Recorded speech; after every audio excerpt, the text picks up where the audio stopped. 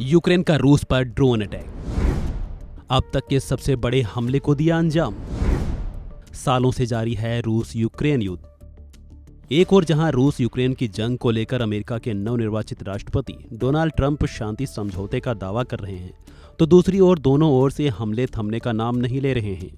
Trump ने इस जंग को खत्म करने का दावा ठोक रहे हैं, लेकिन इस बीच बीते रविवार 10 नवंबर को यूक्रेन ने रूस को फिर एक बार बड़ा जख्म दे दिया।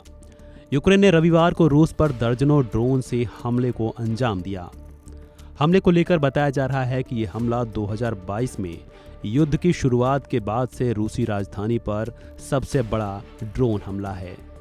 इस हमले के कारण शहर के 3 प्रमुख एयरपोर्टों पर उड़ानों को डाइवर्ट करना पड़ा और कम से कम 5 लोगों के घायल होने की खबर भी सामने आई है। हालांकि बाद में एयरपोर्ट पर उड़ानों को फिर से शुरू कर दिया गया। न्यूज एजेंसी रॉयटर्स की माने तो यूक्रेन ने रूस की राजधानी पर कम से कम 34 ड्रोन से अटैक किया। रूसी रक्षा मंत्रालय ने कहा कि रूसी एयरफोर्स ने रविवार को पश्चिमी रूस के अन्य क्षेत्रों में 50 अन्य ड्रोन को भी नष्ट किया है।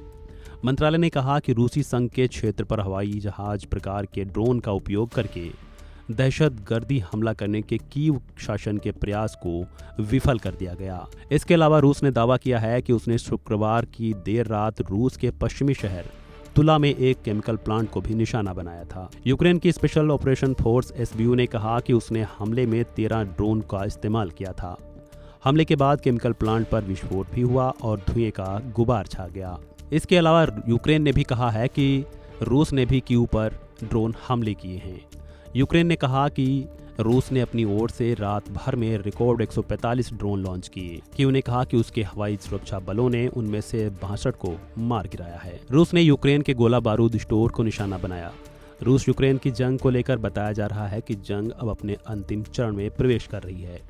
रूस की सेना तेजी से अपने मिशन को अंजाम दे रही है, तो वहीं कहा जा रहा है कि यूक्रेन अब रूस को उसके घर में घुसकर अटैक करना चाहता है, जिसके लिए जेलेंस्की अमेरिका पर मदद के लिए दबाव भी बना रहे हैं। जेलेंस्की ने सितंबर में वीडियो जारी कर कहा था कि रूस के हमलों को तभी रोका जा सकता है जब यूक्रेन रूस की एयरफील्ड्स और सैन्य ठिकानों को निशाना बनाएगा।